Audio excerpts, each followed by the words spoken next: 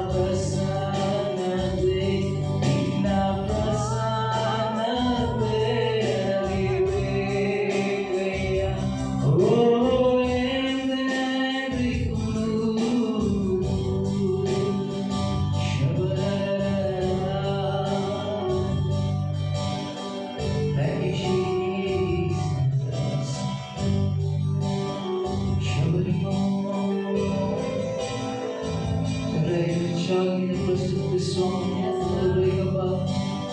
ಹೆಚ್ಚಾಗಿ ಕರ್ತನೆ ಪ್ರಸನ್ನತೆ ಅನುಭವಿಸು ಸ್ವಾಮಿ. Thank you, Lord. More of your presence in Jesus.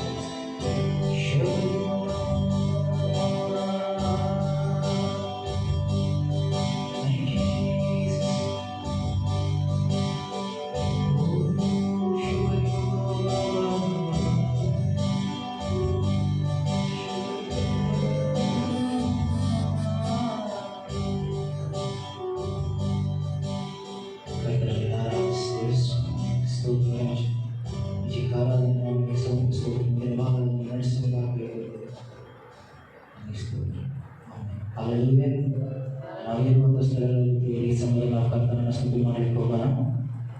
Okay, ನಾವಿರುವಂಥ ಸ್ಥಳಗಳಲ್ಲಿ ನಮ್ಮ ಪೂರ್ಣ ಹೃದಯದಿಂದ ಪೂರ್ಣ ಮನಸ್ಸಿನಿಂದ ನಮ್ಮ ಕರ್ತನನ್ನು ಆಲಿಸಲು ಸ್ತೋತಿಸುತ್ತೇವೆ. ಮಹಿಮೆಯ ಅರಸನಾಗಿರುವ ಕರ್ತನನ್ನು ಆರಾಧಿಸಿ ಸ್ತುತಿ ಮಾಡೋಣ.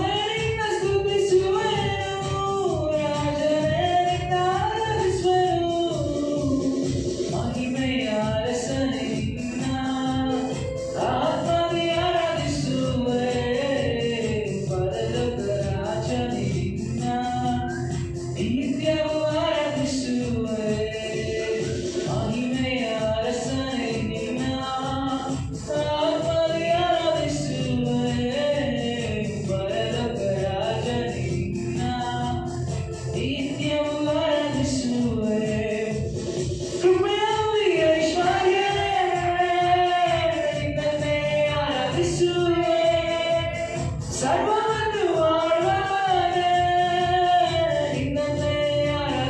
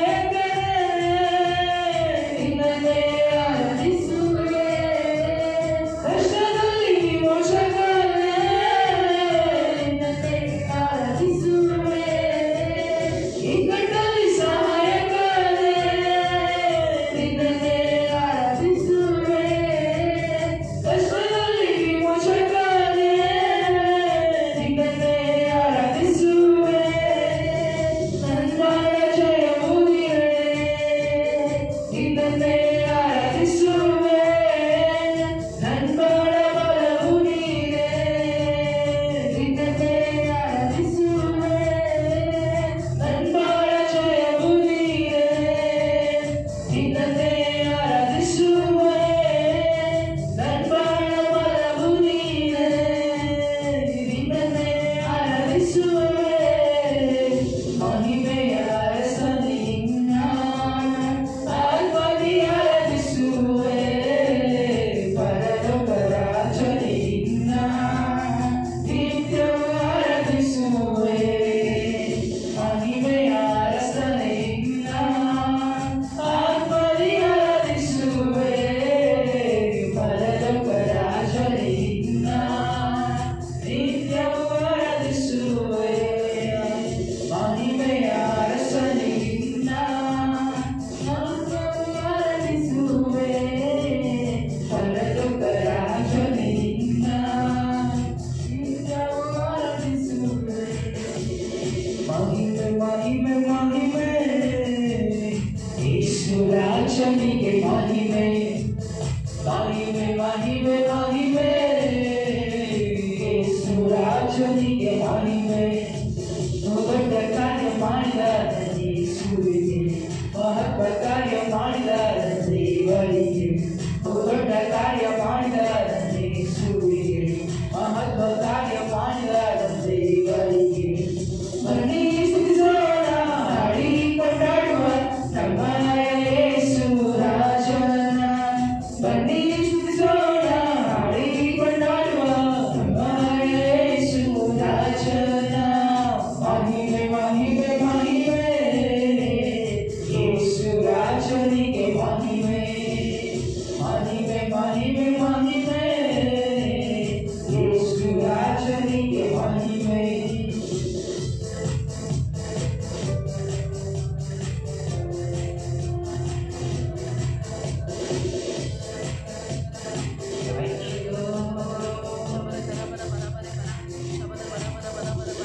ಆತನು ತನ್ನ ಪ್ರಜೆಯನ್ನು ಅರಣ್ಯದಿಂದ ಕರೆತಂದನು.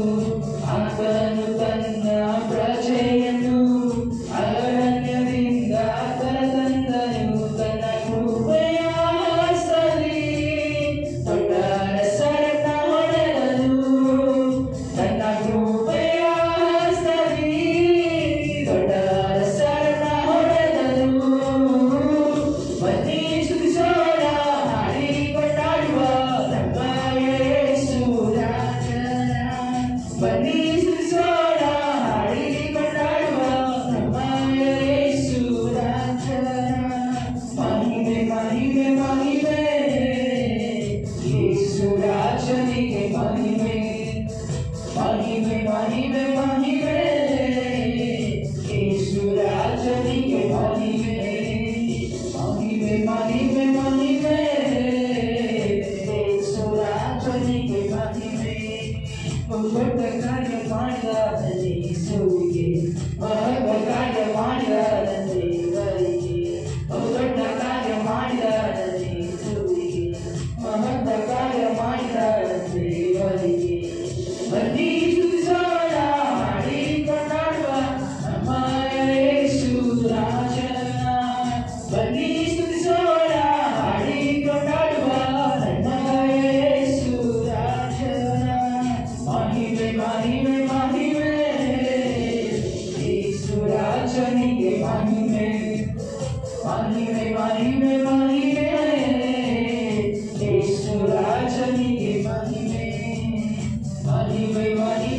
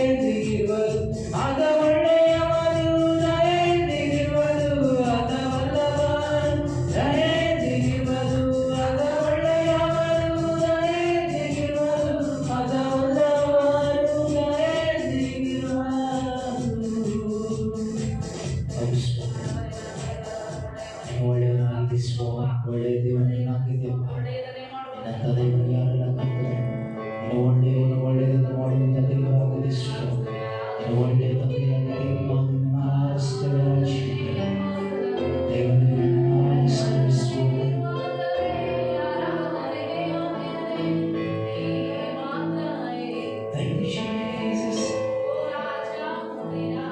Thank you, Lord.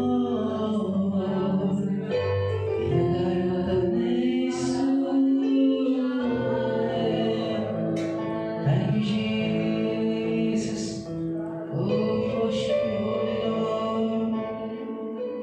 Thank you, Jesus.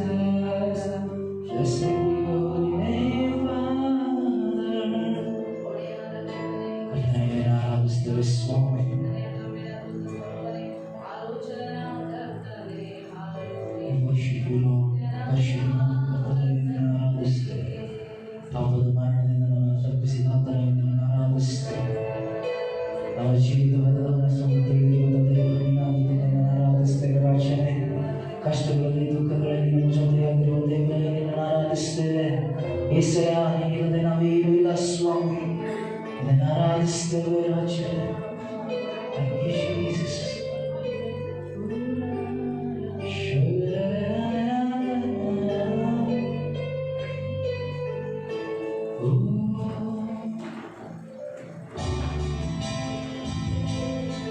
Thank you, Jesus.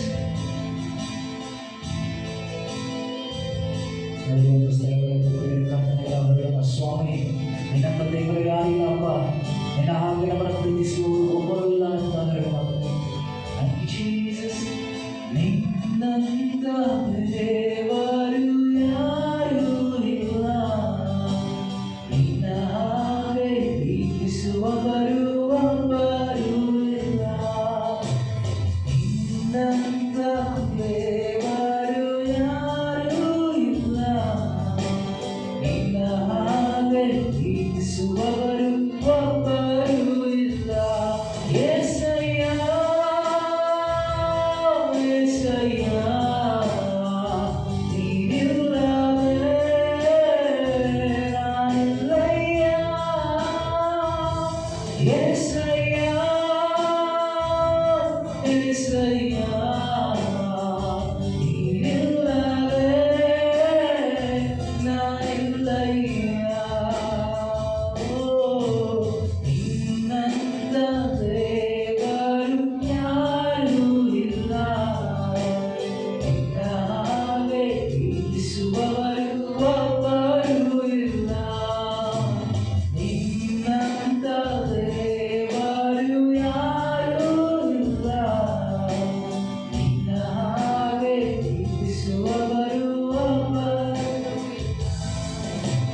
ಪಾಪದ ಮರಣದಲ್ಲಿ ಇದ್ದಂತ ನನ್ನ ಪ್ರೀತಿ ಮಾಡಿ ಪ್ರಾಣ ಕೊಟ್ಟು ಬರುತ್ತಿಸಿದೆ.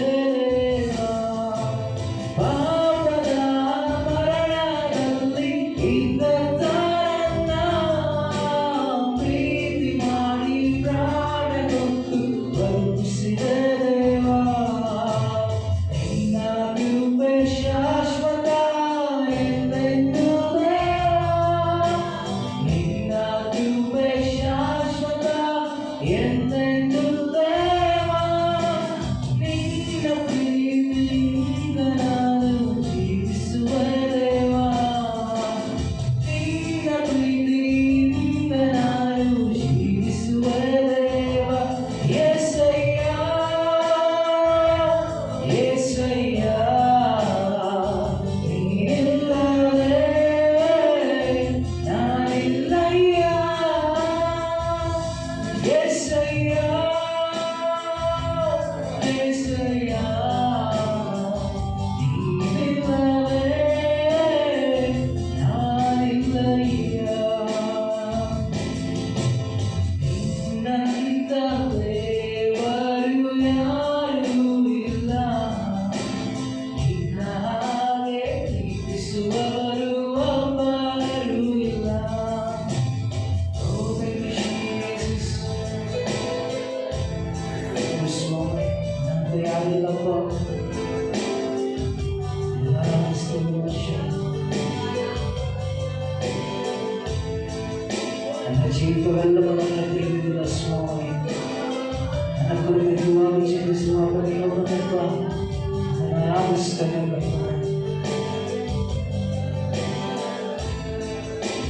ನನ್ನ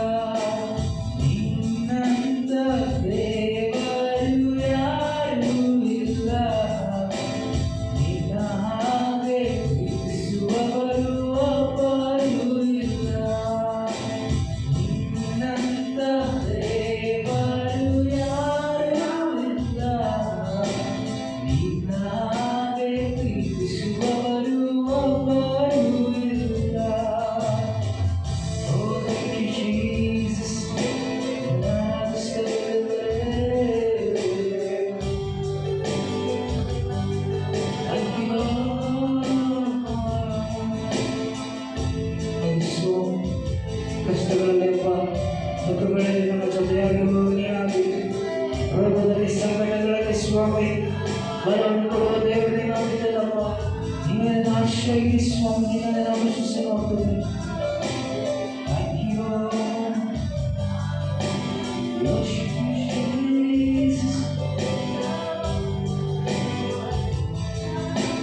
ಕಷ್ಟಗಳಲ್ಲಿ ದುಃಖಗಳಲ್ಲಿ ಜೊತೆಯಾಗಿರುವವನೇ, ರೋಗದಲ್ಲಿ ಸಂಕಟದಲ್ಲಿ ಬಲವಾಗುವವನೇ, ಕಷ್ಟಗಳಲ್ಲಿ ದುಃಖಗಳಲ್ಲಿ ಜೊತೆಯಾಗಿರುವವನೇ,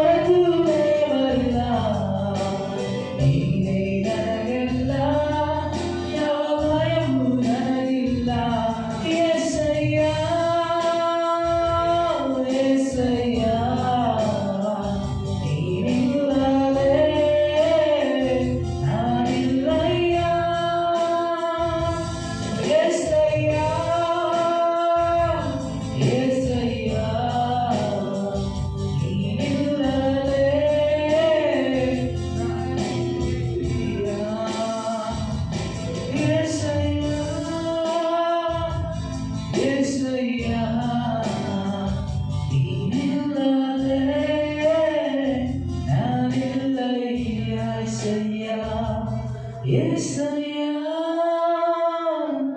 యేసయ్య నీనిల్లదే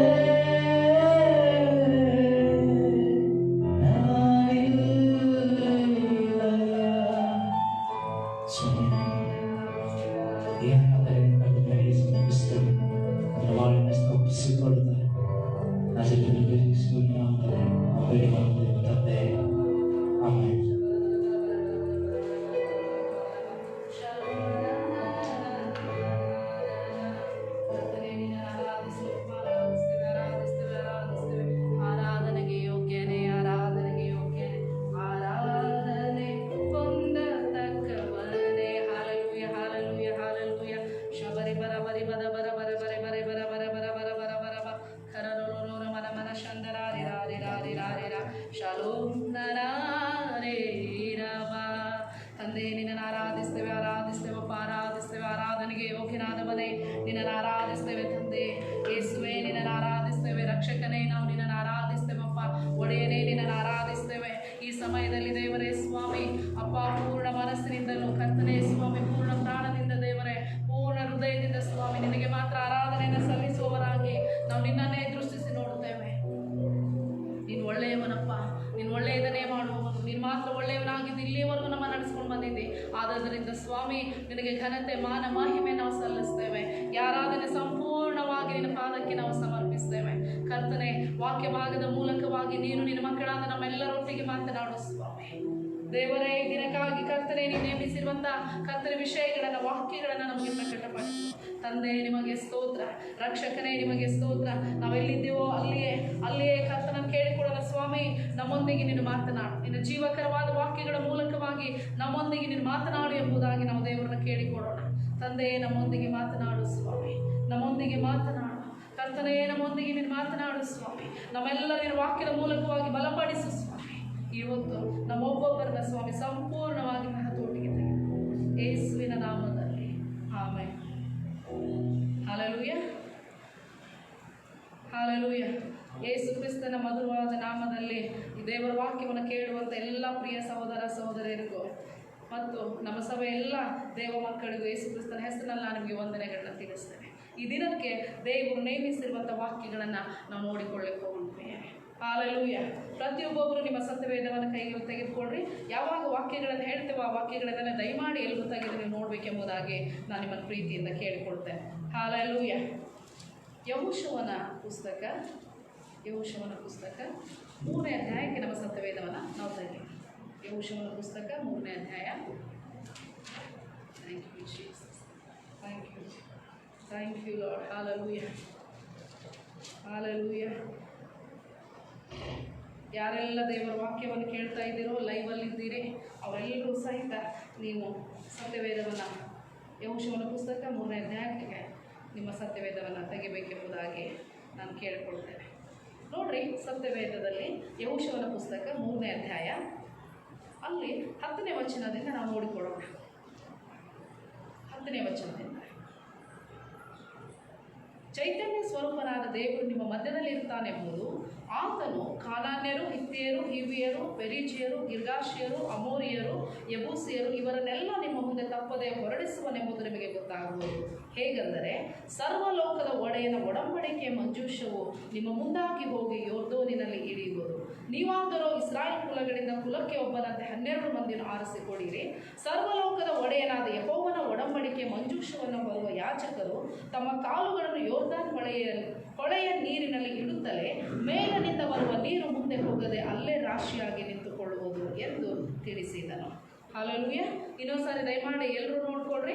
ದೇವರ ವಾಕ್ಯ ಸ್ಪಷ್ಟವಾಗಿ ಹೇಳ್ತದೆ 10ನೇ ವಚನದಿಂದ, ಚೈತನ್ಯ ಸ್ವರೂಪನಾದ ದೇವರು ನಿಮ್ಮ ಮಧ್ಯದಲ್ಲಿ ಇರುತ್ತಾನೆಂಬುದು ಆತನು ಕಾನಾನ್ಯರು, ಹಿತ್ತಿಯರು, ಹಿವ್ವಿಯರು, ಪೆರಿಜಿಯರು, ಗಿರ್ಗಾಷಿಯರು, ಅಮೋರಿಯರು, ಯಬೂಸಿಯರು ಇವರನ್ನೆಲ್ಲ ನಿಮ್ಮ ಮುಂದೆ ತಪ್ಪದೆ ಹೊರಡಿಸುವನೆಂಬುದು ನಿಮಗೆ ಗೊತ್ತಾಗುವುದು. ಹೇಗೆಂದರೆ ಸರ್ವಲೋಕದ ಒಡೆಯನ ಒಡಂಬಡಿಕೆಯ ಮಂಜೂಷವು ನಿಮ್ಮ ಮುಂದಾಗಿ ಹೋಗಿ ಯೋರ್ದನಿನಲ್ಲಿ ಇಳಿಯುವುದು. ನೀವಾದರೂ ಇಸ್ರಾಯೇಲ್ ಕುಲಗಳಿಂದ ಕುಲಕ್ಕೆ ಒಬ್ಬನಂತೆ 12 ಮಂದಿಯನ್ನು ಆರಿಸಿಕೊಳ್ಳಿರಿ. ಸರ್ವಲೋಕದ ಒಡೆಯನಾದ ಯೆಹೋವನ ಒಡಂಬಡಿಕೆ ಮಂಜೂಷವನ್ನು ಹೊರುವ ಯಾಜಕರು ತಮ್ಮ ಕಾಲುಗಳನ್ನು ಯೊರ್ದಾನ್ ಹೊಳೆಯ ನೀರಿನಲ್ಲಿ ಇಡುತ್ತಲೇ ಮೇಲನಿಂದ ಬರುವ ನೀರು ಮುಂದೆ ಹೋಗದೆ ಅಲ್ಲೇ ರಾಶಿಯಾಗಿ ನಿಂತುಕೊಳ್ಳುವುದು ಎಂದು ತಿಳಿಸಿದನು. ಹಲ್ಲೆಲೂಯಾ.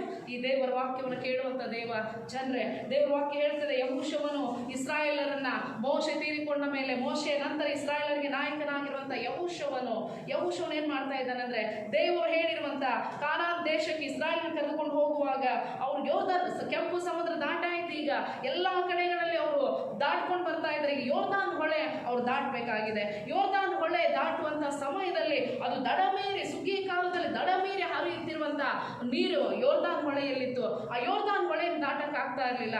ಅವಾಗ ಯೆಹೋಶುವನಿಗೆ ದೇವರು ಹೇಳಿದ್ರು ಏನಂದ್ರೆ, ದೇವರ ಒಡಂಬಡಿಕೆಯನ್ನು ಹೊತ್ತಂತ ಮಂಜೂಷ, ದೇವರ ಒಡಂಬಡಿಕೆಯ ಮಂಜೂಷ ಪಟ್ಟಿಗೆಯನ್ನು ಹೊತ್ತಿರುವಂತ ಯಾಜಕರು ಮೊದಲು ಏನ್ ಮಾಡಬೇಕು, ಆ ಯೋರ್ದಾನ್ ಹೊಳೆಯಲ್ಲಿ ತಮ್ಮ ಕಾಲುಗಳನ್ನ ಇಡಬೇಕು. ಅವಾಗ ಇಟ್ಟ ತಕ್ಷಣ ಏನಾಗುತ್ತೆ, ನೀರು ಹರಿಯುವುದು ನಿಂತು ಹೋಗುತ್ತೆ. ಹಾಗಿದ್ರೆ ದೇವರ ಮಕ್ಕಳೇ, ನಮ್ಗೆ ಗೊತ್ತಾಗಬೇಕು ಆ ಮಂಜೂಷ ಪೆಟ್ಟಿಗೆಯಲ್ಲಿ ಏನಿತ್ತು, ಯಾಕೆ ಮಂಜೂಷ ಪೆಟ್ಟಿಗೆಯನ್ನು ಹೊತ್ತಂತ ಯಾಜಕರು ಆ ಯೋರ್ದಾನ್ ಹೊಳೆಯಲ್ಲಿ ಕಾಲಿಡ್ತಾ ಇರುವಾಗಲೇ ನೀರು ಹರಿಯುವುದು ನಿಂತು ಹೋಯ್ತು ಎಂಬುದಾಗಿ ಇವತ್ತು ನಾವು ನೋಡಿಕೊಳ್ಳೋಣ. ಹಲ್ಲೆಲೂಯಾ. ಬಹಳಷ್ಟು ಸಾರಿ ನಾವೇನ್ ಮಾಡ್ತೇವೆ ಅಂತಂದ್ರೆ, ಪ್ರಾರ್ಥನೆ ಮಾಡ್ತಾ ಇದ್ದೇವೆ ರೀ, ದೇವರ ಕೃಪೆ ಇದೆ, ನಮಗೆ ದೇವರ ದಯೆ ಇದೆ, ದೇವರ ದಯೆ ತೋರಿಸ್ತಾನೆ, ರಕ್ಷಣೆ ಹೊಂದಿದ್ದೇವೆ, ದೇವರು ನಮ್ಮ ಜೊತೆಗಿದ್ದಾನೆ ಎಂಬುದಾಗಿ ನಾವು ತಿಳ್ಕೊಂಡು ಬಿಟ್ಟಿರ್ತೇವೆ.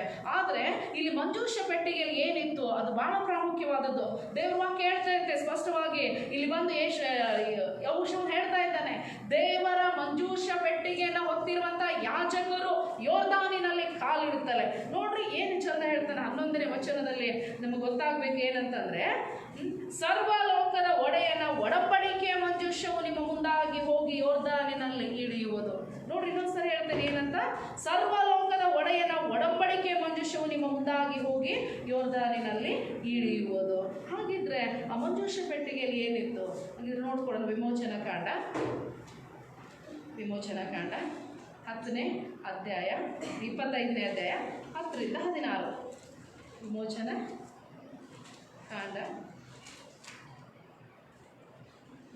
ಕಾಂಡ ಓಕೆ, ವಿಮೋಚನಾ ಕಾಂಡ 25ನೇ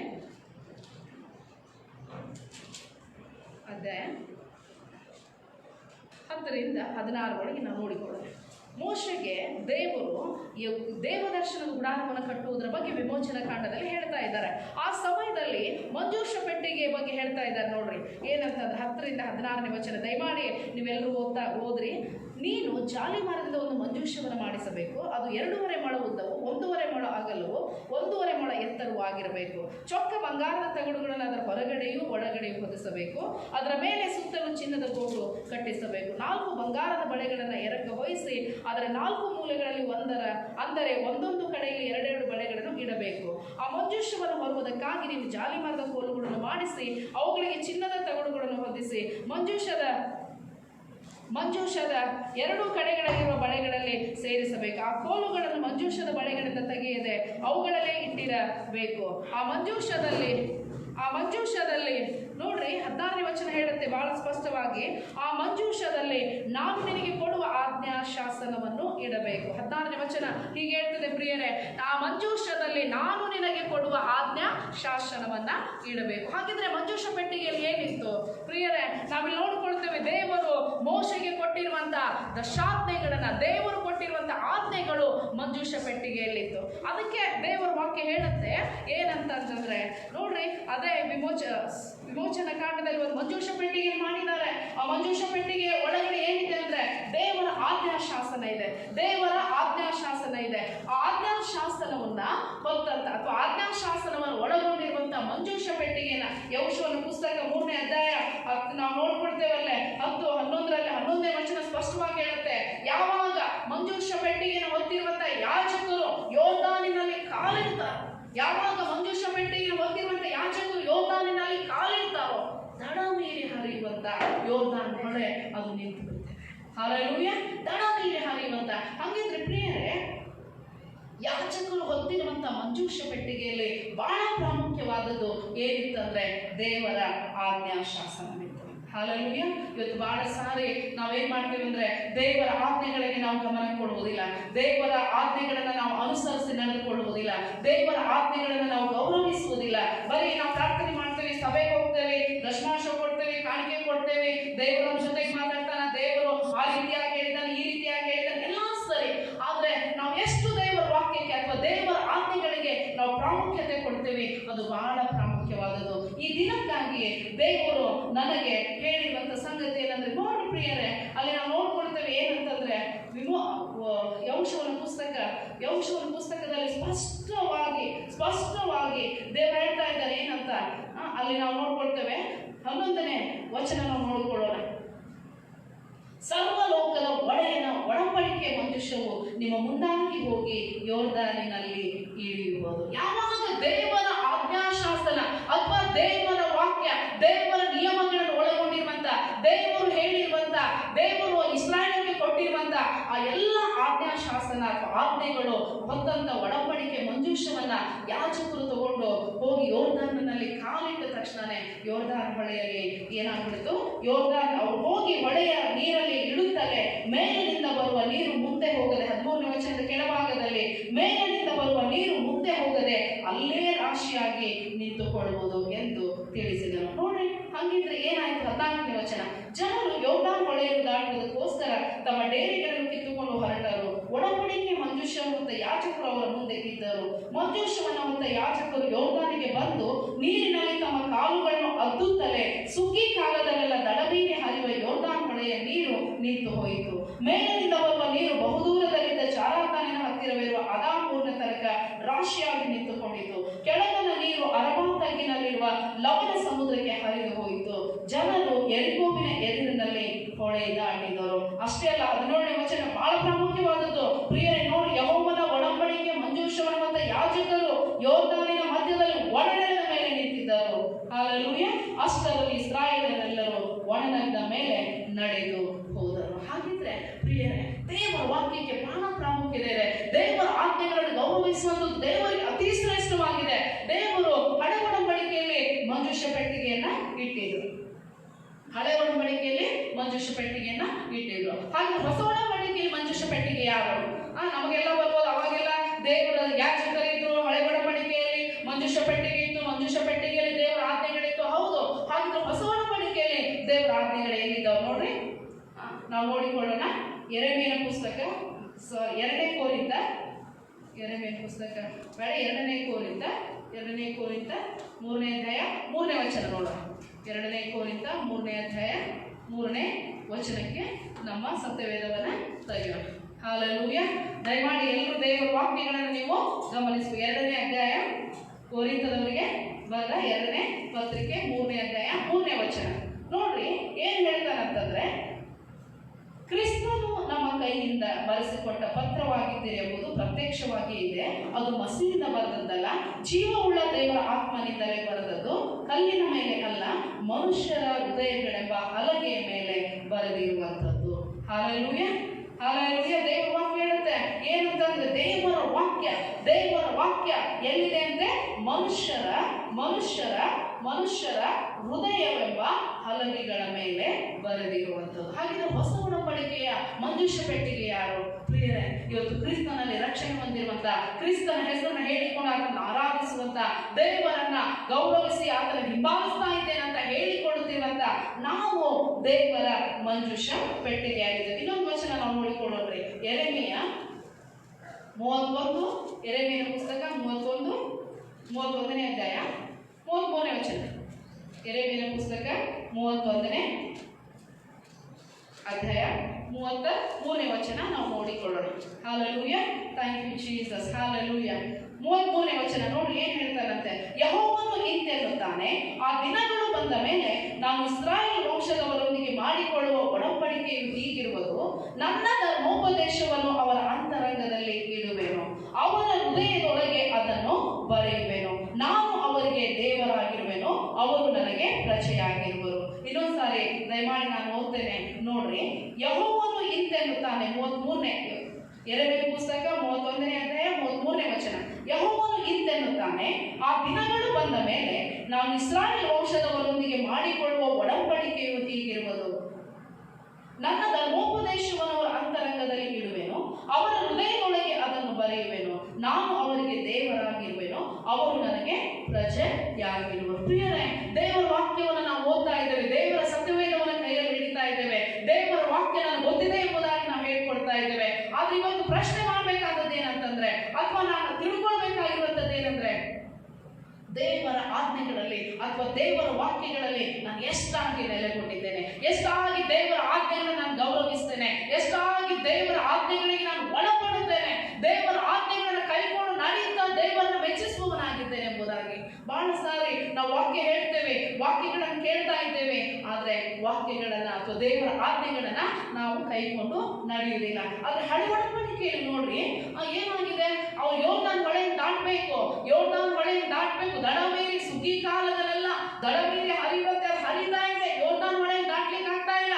ಆದ್ರೆ ಯಾವಾಗ ದೇವರ ಆಜ್ಞಾಶಾಸನವುಳ್ಳಂತ ಮಂಜೂಷ ಪೆಟ್ಟಿಗೆಯನ್ನು ಹೊತ್ತುಕೊಂಡಂತ ಯಾಜಕರು ಯೋರ್ದಾನ್ ಹೊಳೆಯಲ್ಲಿ ಕಾಲಿಟ್ರು, ಏನಾಯ್ತು, ನೀರು ಹರಿಯುವಂಥದ್ದು ನಿಂತೋಯ್ತು. ಅಷ್ಟೇ ಅಲ್ಲ, ನದಿಯ ತಳಭಾಗದಲ್ಲಿ ಒಣ ನೆಲದ ಮೇಲೆ ಯಾಜಕರು ನಿಂತರಂತೆ, ಇಸ್ರಾಯೇಲರೆಲ್ಲರೂ ದಾಟಿ ಹೋದ್ರು. ಹಲ್ಲೆಲೂಯಾ. ಹಾಗಿದ್ರೆ ಪ್ರಿಯರೇ, ಇವತ್ತು ನಮ್ಗೆ ಒಂದು ಸಂಗತಿ ಗೊತ್ತಾಗ್ಬೇಕು, ಏನಂತಂದ್ರೆ ದೇವರ ವಾಕ್ಯವನ್ನ, ದೇವರ ಆಜ್ಞೆಗಳನ್ನ ಯಾರು ಕೈಕೊಂಡು ನಡೆಯುತ್ತಾರೋ ಅವ್ರು ಎಂಥದೇ ಪರಿಸ್ಥಿತಿಗಳು ಬರಲಿ, ಎಂಥದೇ ಸಂಗತಿಗಳು ಬರಲಿ, ಏನೇ ಸಮಸ್ಯೆಗಳು ಬರಲಿ, ನೀವು ದೇವರ ಆಜ್ಞೆಗಳನ್ನ ಗೌರವಿಸುವನಾಗಿದ್ರೆ ದೇವರು ನಿನ್ನನ್ನು ಪ್ರೀತಿಸಿ ನಿನ್ನ ಮುಂದಾಗಿ ಬಂದಿರುವ ಎಲ್ಲಾ ಸಂಗತಿಗಳಿಂದ ನಿನ್ನನ್ನು ಬಿಡುಗಡೆ ಮಾಡಲಿಕ್ಕೆ ಶಕ್ತನಾಗಿದ್ದಾನೆ. ನಾವು ದೇವರ ಆಜ್ಞೆಗಳನ್ನು ಕೈಕೊಂಡು ನಡೆಯಂಗಿಲ್ರಿ, ಕಷ್ಟ ಅದು ನಮಗೆ ಬಹಳ.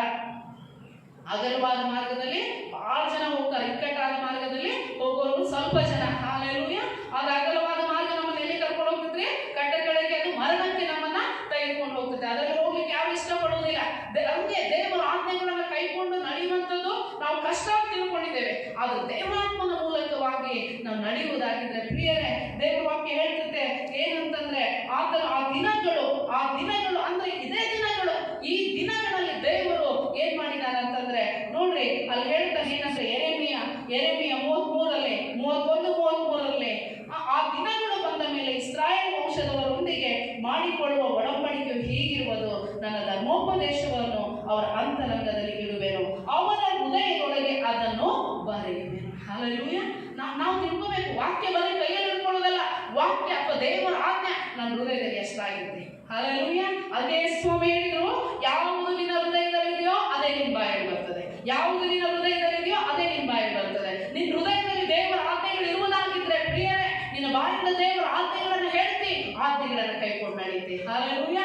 ಇವತ್ತು ನಮಗೆ ಬಹಳ ಪ್ರಾಮುಖ್ಯವಾಗಿ ಬೇಕಾಗಿರುವಂತದ್ದು ಏನಂದ್ರೆ ದೇವರ ಆಜ್ಞೆಗಳನ್ನು ಕೈಕೊಂಡು ನಡೆಯುವಂಥದ್ದು. ಹಾಗಿದ್ರೆ ದೇವರ ಆಜ್ಞೆಗಳನ್ನ ನಾನು ಕೈಕೊಂಡು ನಡೆದಿಲ್ಲ ಅಂದ್ರೆ ಏನಾಗುತ್ತೆ, ಇದು ಬಹಳ ಪ್ರಾಮುಖ್ಯವಾದದ್ದು. ಬಹಳ ಸಾರಿ ನಾವೇನ್ ಮಾಡ್ತೇವೆ ಅಂದ್ರೆ, ಆಶೀರ್ವಾದದ ವಾಕ್ಯಗಳು ನಮಗೆ ಬೇಕ್ರಿ, ಪ್ರವಾದನೆಯ ವಾಕ್ಯಗಳು ನಮಗೆ ಬೇಕು, ದೇವರು ಹಾಗೆ ಮಾಡ್ತಾನೆ ಹೀಗೆ ಮಾಡ್ತಾನೆ ಎಂಬುದಾಗಿ ಮುಂದಾಗಿ ಹೇಳುವಂತ ಸಂಗತಿಗಳು ನಮಗೆ ಕೇಳಿದ್ರೆ ಏನಾಗುತ್ತೆ, ಬಹಳ ಸಂತೋಷ ಆಗುತ್ತೆ.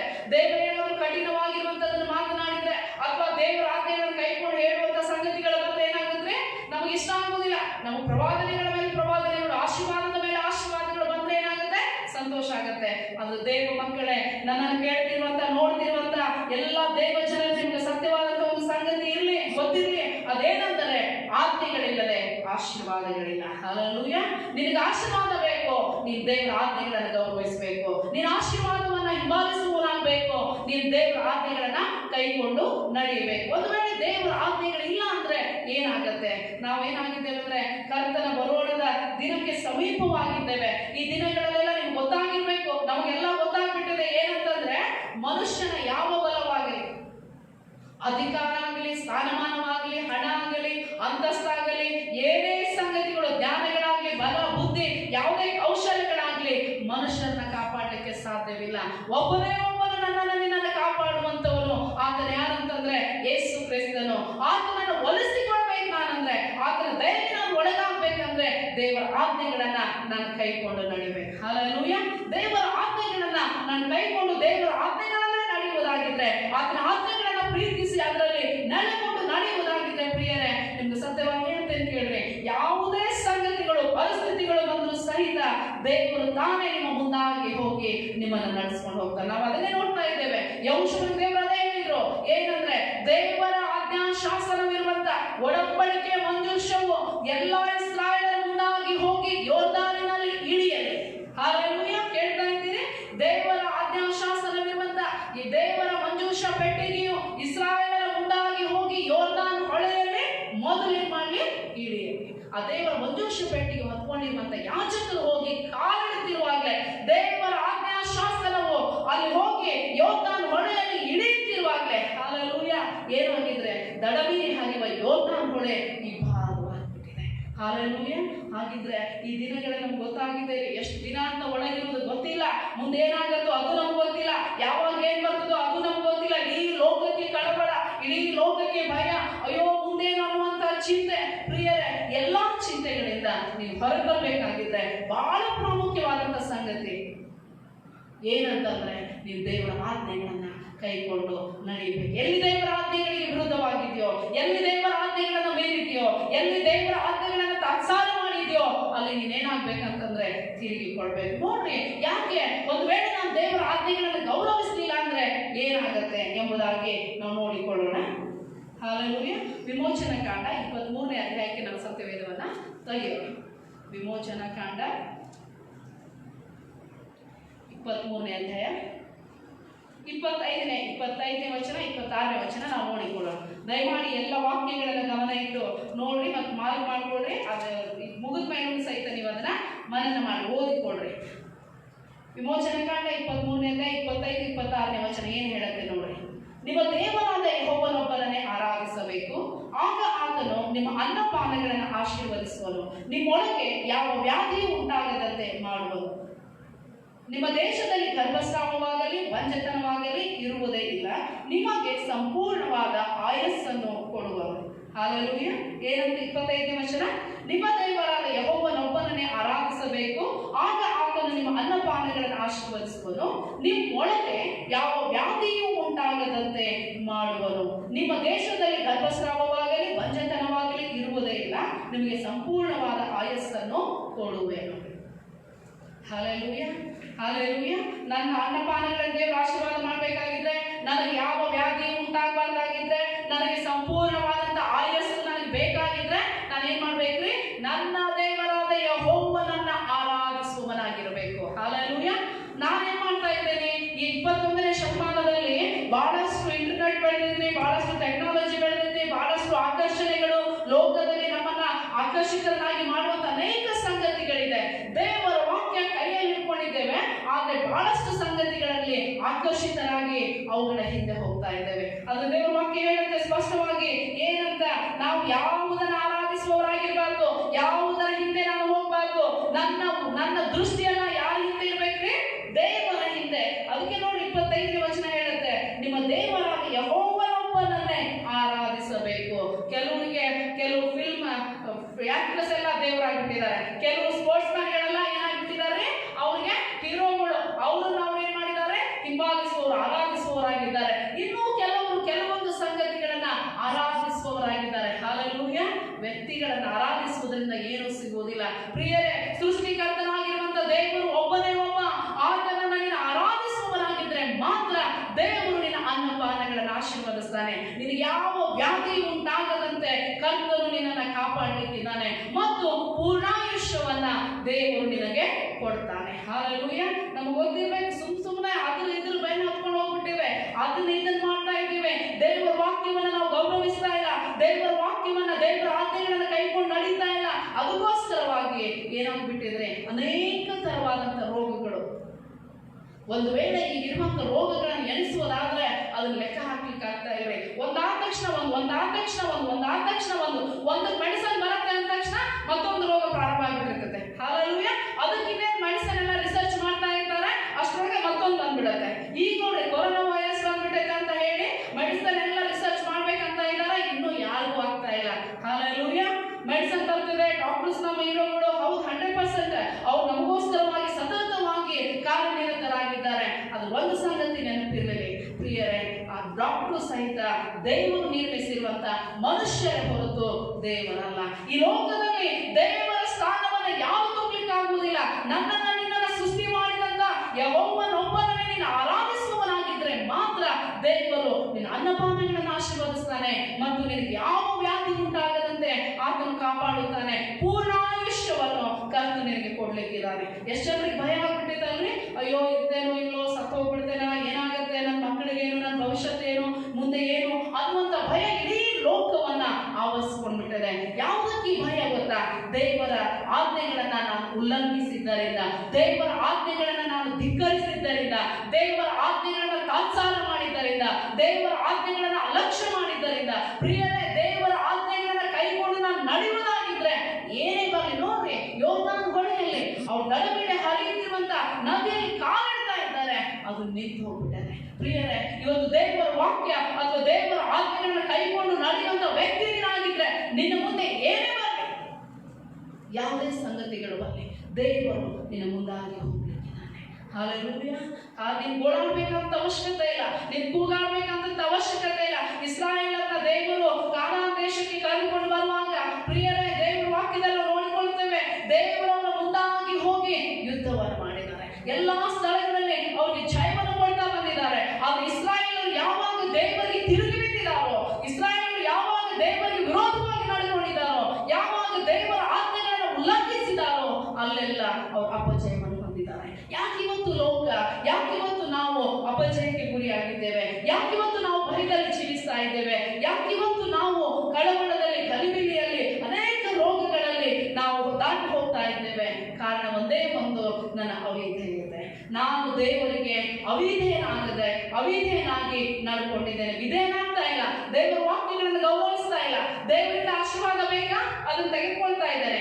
ದೇವರು ನಾನು ಹೇಳುವಂತ ವಿಧೇಯತೆಯ ಸಂಗತಿಗಳನ್ನ ನಾನು ತೆಗೆದುಕೊಳ್ತಾ ಇಲ್ಲ. ಹಲ್ಲೆಲೂಯಾ. ಪ್ರಿಯರೇ, ನೀನು ಆಶೀರ್ವಾದದಿಂದ ಹೋಗ್ಬೇಕಂತ ಅವಶ್ಯಕತೆನೇ ಇಲ್ಲ. ಆಶೀರ್ವಾದ ದೇವರು ನಿನಗೋಸ್ಕರವಾಗಿ ನಿನ್ನ ನಿರ್ಮಿಸುವುದಕ್ಕಿಂತ, ತಾಯಿ ಗರ್ಭದಲ್ಲಿ ನಿನ್ನ ರೂಪಿಸುವುದಕ್ಕಿಂತ ಮುಂಚಿತವಾಗಿ ನಿನಗೋಸ್ಕರ ಏನ್ ಬೇಕು ಅದನ್ನು ಆಲೋಚನೆ ಮಾಡಿ ನಿನಗೆ ಇಟ್ಬಿಟ್ಟಿದ್ದಾನೆ. ನಿನ್ ದೇವರಿಂದ ಹೋಗಿ ಸಾಕು, ನಿನ್ನ ಯೇಸುವಿನಿಂದ ಹೋಗಿ ಸಾಕು, ಆಜ್ಞೆಗಳ ಹಿಂದೆ ನೀನು ಹೋಗಿ ಸಾಕು, ಆಶೀರ್ವಾದ ನಿನ್ನ ಹುಡುಕೊಂಡು ಬರ್ತದೆ. ಹಲ್ಲೆಲೂಯಾ.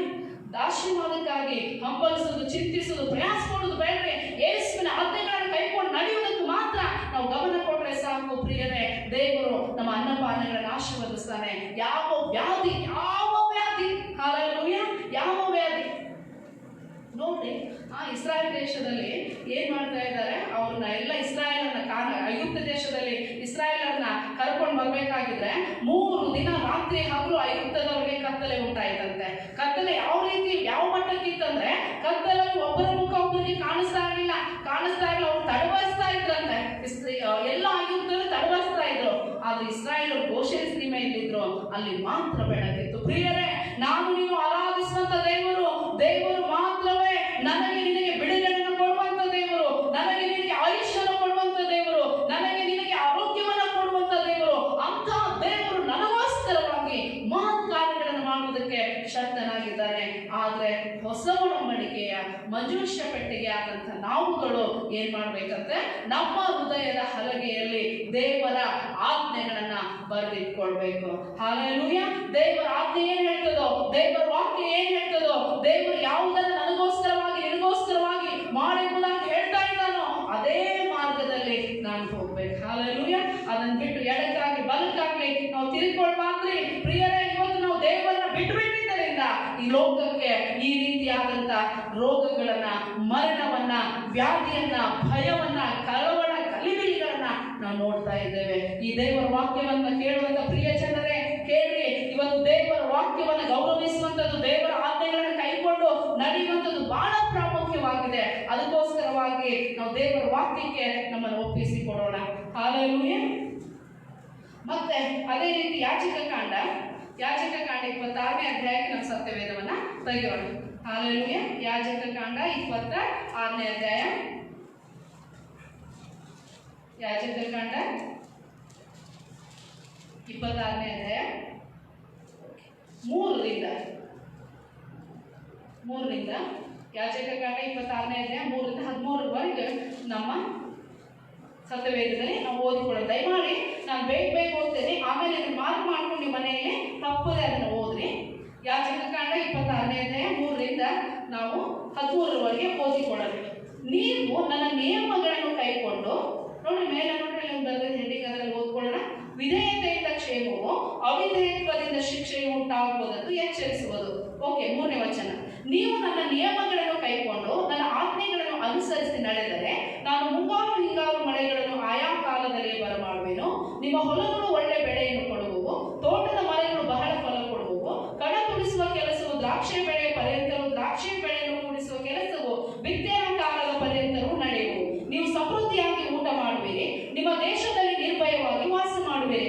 ನಿಮ್ಮ ದೇಶದಲ್ಲಿ ನಿಮಗೆ ಸುಕ್ಷೇಮವನ್ನು ಅನುಗ್ರಹಿಸುವೆನು, ಯಾರ ಭಯವೂ ಇಲ್ಲದೆ ಮಲಗಿಕೊಳ್ಳುವಿರಿ. ದುಷ್ಟ ಮೃಗಗಳು ದೇಶದಲ್ಲಿ ಇರದಂತೆ ಮಾಡುವೆನು. ನಿಮ್ಮ ದೇಶವು ಶತ್ರುಗಳ ಕತ್ತಿಯಿಂದ ಹಾಳಾಗುವುದಿಲ್ಲ. ನಿಮ್ಮ ವೈರಿಗಳನ್ನು ಓಡಿಸುವಿರಿ, ಅವರನ್ನು ಕತ್ತಿಯಿಂದ ಸಂಹರಿಸುವಿರಿ. ನಿಮ್ಮಲ್ಲಿ 5 ಮಂದಿಯು 100 ಮಂದಿಯನ್ನು, 100 ಮಂದಿಯು 10,000 ಮಂದಿಯನ್ನು ಓಡಿಸುವರು. ನಿಮ್ಮ ಶತ್ರುಗಳು ನಿಮ್ಮ ಕತ್ತಿಯಿಂದ ಹತರಾಗುವರು. ನಾನು ನಿಮ್ಮ ಮೇಲೆ ಕಟಾಕ್ಷವಿಟ್ಟು ಬಹುಸಂತಾನವನ್ನು ಕೊಟ್ಟು ಹೆಚ್ಚಿಸಿ ನಿಮಗೆ ಮಾಡಿದ ವಾಗ್ದಾನವನ್ನು ನೆರವೇರಿಸುವೆನು. ನೀವು ಬಹುದಿವಸದಿಂದ ಇಟ್ಟುಕೊಂಡಿರುವ ಹಳೆಯ ಧಾನ್ಯವನ್ನು ಊಟ ಮಾಡುವಿರಿ, ಹೊಸದಕ್ಕೆ ಸ್ಥಳ ಉಂಟಾಗುವಂತೆ ಹಳೆಯದನ್ನು ತೆಗೆಯುವಿರಿ. ನಾನು ನಿಮ್ಮ ನಡುವೆ ವಾಸ ಮಾಡುವೆನು, ನಿಮ್ಮನ್ನು ತಳ್ಳಿ ಬಿಡುವುದಿಲ್ಲ. ನಿಮ್ಮ ನಡುವೆ ತಿರುಗಾಡುತ್ತಾ ನಿಮಗೆ ದೇವರಾಗಿರುವೆನು, ನೀವು ನನಗೆ ಪ್ರಜೆಯಾಗಿರುವಿರಿ. ನೀವು ಐಗುಪ್ತರಿಗೆ ದಾಸರಾಗಿರಬಾರದೆಂದು ನಿಮ್ಮನ್ನು ದೇಶದೊಳಗಿಂದ ಬರಮಾಡಿದ ನಿಮ್ಮ ದೇವರಾದ ಯೆಹೋವನು ನಾನೇ.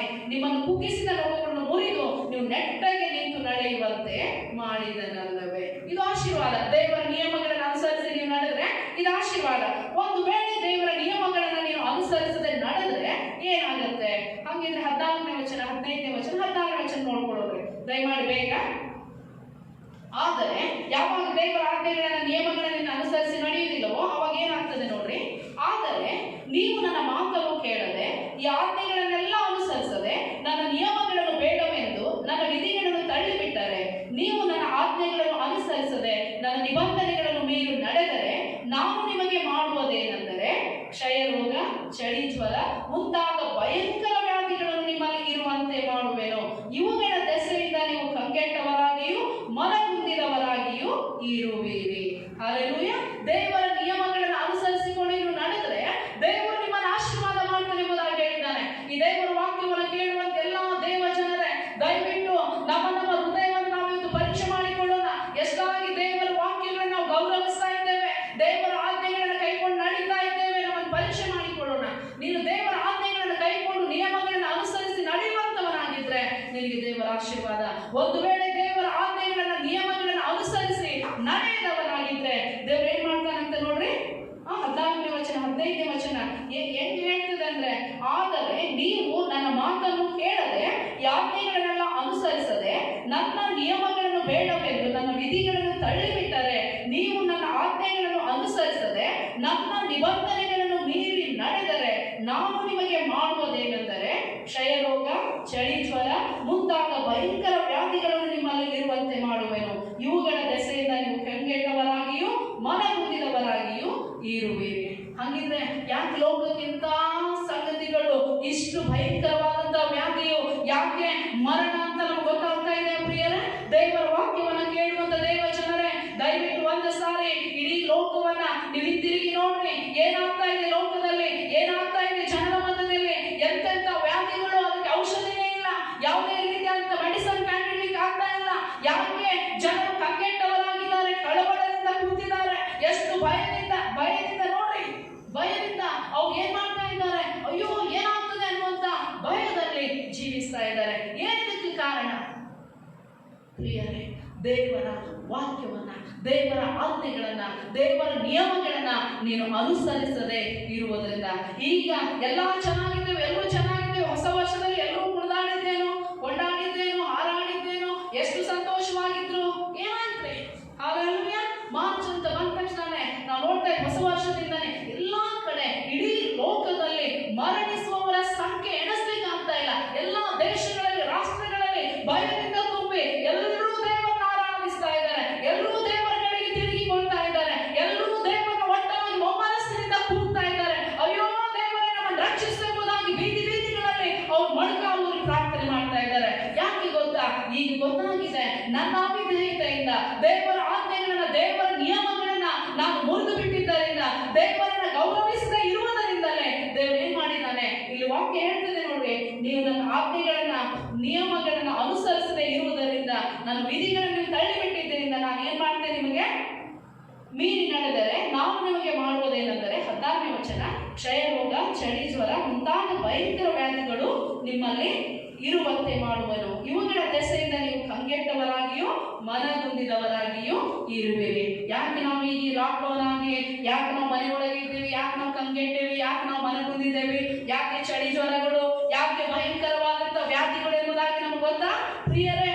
ದೇವರೇ ನಮ್ಮನ್ನ ಕಾಯ್ದೆ ಹೋದ್ರೆ, ದೇವರೇ ನಮ್ಮನ್ನ ಕರುಣಿಸದೆ ಹೋದ್ರೆ ಇನ್ಯಾರು ನಮ್ಮನ್ನ ಕಾಯಲಿಕ್ಕೆ ಸಾಧ್ಯವೇ ಇಲ್ಲ. ಹಲ್ಲೆಲೂಯಾ.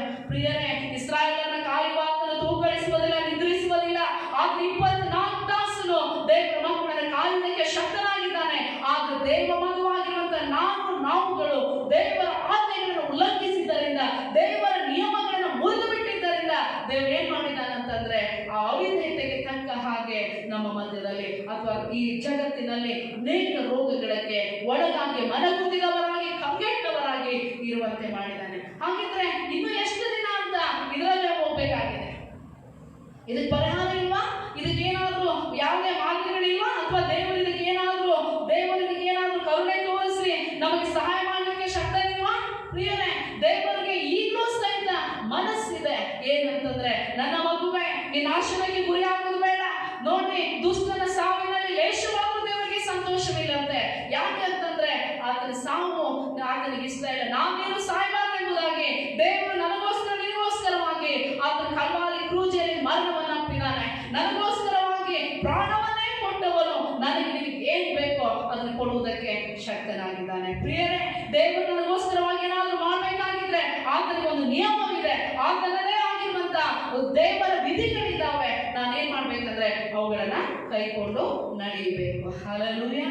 ದೇವರ ವಾಕ್ಯವನ್ನು ಕೇಳ್ತಿರುವಂತ ಎಲ್ಲಾ ದೇವ ಜನರೇ, ದಯಮಾಡಿ ದೇವರ ಹೃದಯದಲ್ಲಿರುವಂತ ಸಂಗತಿನ ಅರ್ಥ ಮಾಡಿಕೊಳ್ಳೋಣ. ದೇವರ ಬರೋಣ ಸಮೀಪವಾಗಿದೆ. ನಾವು ಅವಿಧೇಯತೆಯಿಂದ ನಾಶರಾಗಿ ಹೋಗುವಂಥದ್ದು ದೇವರ ಉದ್ದೇಶವಲ್ಲ, ದೇವರ ಆಲೋಚನೆಯೂ ಅಲ್ಲ. ನಾನು ಕಷ್ಟಪಡುವುದು, ನೀನು ಕಷ್ಟಪಡುವುದು ದೇವರಿಗೆ ಇಷ್ಟನೇ ಇಲ್ಲ. ದೇವರು ನೀನು ಸಂತೋಷವಾಗಿರ್ಬೇಕು, ಸಮೃದ್ಧಿಯಾಗಿರ್ಬೇಕು, ಜೀವನದಿಂದ ನಾನು ತುಂಬಿಕೊಂಡಿರ್ಬೇಕು ಎಂಬುದಾಗಿನೇ ಆತ ನಿನ್ನನ್ನ ಹುಡುಕಿಕೊಂಡು ಬಂದಿದ್ದಾನೆ. ಆದ್ರೆ ಇವೆಲ್ಲ ಪರಿಸ್ಥಿತಿಗಳಲ್ಲಿ ನಾನು ಹಾದು ಹೋಗುವುದಾಗಿದ್ರೆ ಪ್ರಿಯರೇ, ಇದಕ್ಕೆ ದೇವರ ಕಾರಣ ಅಲ್ಲ. ಇದು ನೀನು ಮಾಡಿರುವಂತ ಸ್ವಯಂಕೃತ ಅಪರಾಧಗಳೇ ಇದಕ್ಕೆ ಕಾರಣ.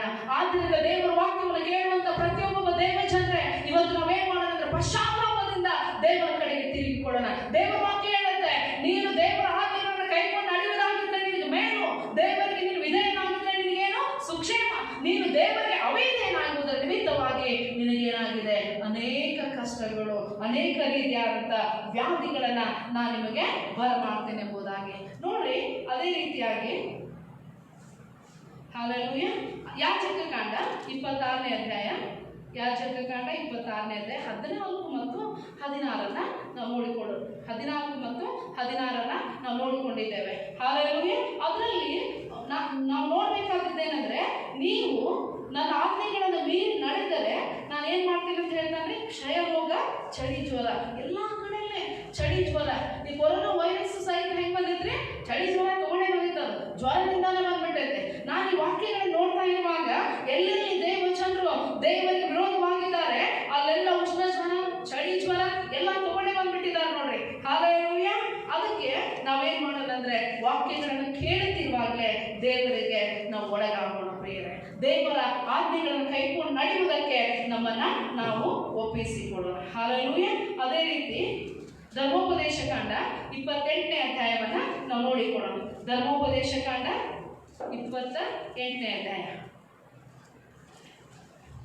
ಧರ್ಮೋಪದೇಶ ಕಾಂಡ 28ನೇ ಅಧ್ಯಾಯ 1ನೇ ವಚನ. ವಿಧೇಯತೆಯಿಂದುಂಟಾಗುವ ಮೇಲು, ಅವಿಧೇಯತೆಯಿಂದುಂಟಾಗುವ ಕೇಡು ಇವುಗಳ ವಿಷಯ. ಹಂಗಿದ್ರೆ 28ನೇ ಅಧ್ಯಾಯ 1ನೇ ವಚನ ಏನ್ ಹೇಳುತ್ತದಂದ್ರೆ, ನೀವು ನಿಮ್ಮ ದೇವರಾದ ಯೆಹೋವನ ಮಾತನ್ನು ಶ್ರದ್ಧೆಯಿಂದ ಕೇಳಿ ನಾನು ಈಗ ನಿಮಗೆ ಬೋಧಿಸುವ ಆತನ ಆಜ್ಞೆಗಳನ್ನೆಲ್ಲ ಅನುಸರಿಸಿ ನಡೆದರೆ ಆತನು ಭೂಮಿಯ ಮೇಲಿರುವ ಎಲ್ಲಾ ಜನಾಂಗಗಳಿಗಿಂತಲೂ ನಿಮ್ಮನ್ನು ಉನ್ನತ ಸ್ಥಿತಿಗೆ ತರುವನು. ನಿಮ್ಮ ದೇವರಾದ ಯೆಹೋವನ ಮಾತಿಗೆ ಕಿವಿಗೊಟ್ಟು ನಡೆದರೆ ಈ ಶುಭಗಳೆಲ್ಲ ನಿಮಗೆ ಪ್ರಾಪ್ತವಾಗುವುದು. ದಯಮಾಡಿ ನೀವೇನ್ ಮಾಡ್ಬೇಕಂತಂದ್ರೆ ಮುಂದೆ 3ನೇ ವಚನದಿಂದ ನೀವು 14ನೇ ವಚನದವರೆಗೆ ದಯಮಾಡಿ ನೀವು ಓದ್ಬೇಕೆಂಬುದಾಗಿ ನಿಮ್ಮನ್ನ ಪ್ರೀತಿಯಿಂದ ನಾನು ಕೇಳ್ಕೊಳ್ತೇನೆ. 28 ವಚನ ಏನ್ ಹೇಳ್ತದೆ ಅಂದ್ರೆ, ನೀವು ನಿಮ್ಮ ದೇವರಾದ ಯೆಹೋವನ ಮಾತನ್ನು ಶ್ರದ್ಧೆಯಿಂದ ಕೇಳಿ ನಾನು ಈಗ ನಿಮಗೆ ಬೋಧಿಸುವ ಆತನ ಆಜ್ಞೆಗಳನ್ನೆಲ್ಲ ಅನುಸರಿಸಿ ನಡೆದರೆ ಆತನು ಭೂಮಿಯ ಮೇಲಿರುವ ಎಲ್ಲಾ ಜನಾಂಗಗಳಿಗಿಂತಲೂ ನಿಮ್ಮನ್ನು ಉನ್ನತ ಸ್ಥಿತಿಗೆ ತರುವನು. ಹಲ್ಲೆಲೂಯಾ. ಹಲ್ಲೆಲೂಯಾ. ತಗೊಂಡು ಬಂದಿಲ್ಲ ಅಂತಂದ್ರೆ, ಒಂದು ವೇಳೆ ದೇವರ ಆಜ್ಞೆಗಳಿಗೆ ನಾವು ಒಳಗಾಗಿಲ್ಲ, ದೇವರ ಮಾತನ್ನು ನಾವು ಕೇಳಿಲ್ಲ, ದೇವರ ಮಾತುಗಳನ್ನ ಕೇಳದೆ ದೇವರ ಆಜ್ಞೆಗಳನ್ನ ಕೈಕೊಂಡು ನಡೀದೇ ಹೋದ್ರೆ ಏನಾಗುತ್ತೆ ನೋಡ್ಕೊಳ್ಳೋದು. ಹಲ್ಲೆಲೂಯಾ. ಅದೇ ಧರ್ಮೋಪದೇಶ ಕಾಂಡ 28ನೇ ಅಧ್ಯಾಯ 20-22 ನೋಡ್ಕೊಳ್ಳೋದು. 20-22. ನೀವು ದುರ್ನಡತೆ ಉಳ್ಳವರಾಗಿ ಯೆಹೋವನನ್ನು ಬಿಟ್ಟಿದ್ದರಿಂದ ಆತನು ನಿಮ್ಮ ಎಲ್ಲಾ ಪ್ರಯತ್ನಗಳಲ್ಲಿಯೂ ವಿಪತ್ತು, ಕಳವಳ, ಶಾಪ ಇವುಗಳನ್ನುಂಟು ಮಾಡುತ್ತಾ ನಿಮ್ಮನ್ನು ಬೇಗನೆ ನಾಶ ಮಾಡುವನು. ವ್ಯಾಧಿಯು ನಿಮಗೆ ಹತ್ತಿಕೊಂಡೇ ಇರುವಂತೆ ಯೆಹೋವನು ಮಾಡಿ ನೀವು ಸ್ವಾಧೀನ ಮಾಡಿಕೊಳ್ಳುವುದಕ್ಕೆ ಹೋಗುವ ದೇಶದಲ್ಲಿ ನಿಮ್ಮಲ್ಲಿ ಒಬ್ಬರೂ ಉಳಿಯದಂತೆ ಮಾಡುವನು. ಆತನು ನಿಮ್ಮನ್ನು ಕ್ಷಯರೋಗ, ಚಳಿ ಜ್ವರ, ಉರಿತ, ಉಷ್ಣ ಜ್ವರಗಳಿಂದಲೂ ದೇಶಗಳು ಕ್ಷಾಮದಿಂದಲೂ ಬೆಳೆಯನ್ನು ಕಾಡಿಗೆ ಬಿಸಿಗಾಳಿಗಳಿಂದಲೂ ಬಾಧಿಸಲಾಗಿ ನೀವು ಸಾಯುವ ತನಕ ಇವು ನಿಮ್ಮನ್ನು ಬೆನ್ನಹತ್ತುವವು. ಹಲ್ಲೆಲೂಯಾ. ಒಂದು ವೇಳೆ ದೇವರ ಆಜ್ಞೆಗಳನ್ನು ನಾವು ಕೈಕೊಂಡು ನಡೀದೆ ಹೋದ್ರೆ ಏನಾಗುತ್ತಂತೆ ನೋಡ್ರಿ. ನೀವು 20ನೇ ವಚನ ನೋಡಿಕೊಳ್ಳೋಣ. ನೀವು ದುರ್ನಡತೆ ಉಳ್ಳವರಾಗಿ ಯೆಹೋವನನ್ನು ಬಿಟ್ಟಿದ್ದರಿಂದ ಆತನು ನಿಮ್ಮ ಎಲ್ಲಾ ಪ್ರಯತ್ನಗಳಲ್ಲಿಯೂ ವಿಪತ್ತು, ಕಳವಳ, ಶಾಪ ಇವುಗಳನ್ನುಂಟು ಮಾಡುತ್ತಾ ನಿಮ್ಮನ್ನು ಬೇಗನೆ ನಾಶ ಮಾಡುವನು. ವ್ಯಾಧಿಯು ನಿಮಗೆ ಹತ್ತಿಕೊಂಡೇ ಇರುವಂತೆ ಯೆಹೋವನು ಮಾಡಿ ನೀವು ಸ್ವಾಧೀನ ಮಾಡಿಕೊಳ್ಳುವುದಕ್ಕೆ ಹೋಗುವ ದೇಶದಲ್ಲಿ ನಿಮ್ಮಲ್ಲಿ ಒಬ್ಬರೂ ಉಳಿಯದಂತೆ ಮಾಡುವನು. ಆತನು ನಿಮ್ಮನ್ನು ಕ್ಷಯರೋಗ, ಚಳಿ ಜ್ವರ, ಉರಿತ, ಉಷ್ಣ ಜ್ವರಗಳಿಂದಲೂ ದೇಶವನ್ನು ಕ್ಷಾಮದಿಂದಲೂ ಬೆಳೆಯನ್ನು ಕಾಡಿಗೆ ಬಿಸಿಗಾಳಿಗಳಿಂದಲೂ ಬಾಧಿಸಲಾಗಿ ನೀವು ಸಾಯುವ ತನಕ ಇವು ನಿಮ್ಮನ್ನು ಬೆನ್ನು ಹತ್ತುವವು. Hallelujah, hallelujah. ಪ್ರಿಯರೇ, ದೇವರ ವಾಕ್ಯವನ್ನು ಕೇಳುತ್ತಿರುವಂತ ಎಲ್ಲ ಪ್ರಿಯ ಜನರೇ, ದಯವಿಟ್ಟು ನಾನು ನಿಮ್ಮಲ್ಲಿ ವಿನಂತಿಸಿಕೊಳ್ತೇನೆ, ಈಗ ಸಮಯ ಬಂದಿದೆ, ಈಗ ಸಮಯ ಬಂದಿದೆ. ಇಷ್ಟು ದಿನ ನೀವೇನ್ ಮಾಡಿದ್ರು, ಇಷ್ಟು ದಿನ ಯಾವ ರೀತಿಯಾಗಿ ನಡ್ಕೊಂಡಿದ್ರು, ಇಷ್ಟು ದಿನ ಯಾವ ಸಂಗತಿಗಳಲ್ಲಿ ನೀವು ಸಮಯವನ್ನು ಕಳೀತಾ ಇದ್ರು. ದೇವ ಮಕ್ಕಳೇ, ಈಗ ಸಮಯ ಬಂದಿದೆ, ಸಮಯ ಇಲ್ಲ. ದೇವರ ಸಮಯ ಸಮೀಪವಾಗಿದೆ. ಅದು ದಿನಗಳಲ್ಲಿಲ್ಲ, ಅದು ಕ್ಷಣಗಳಲ್ಲಿದೆ.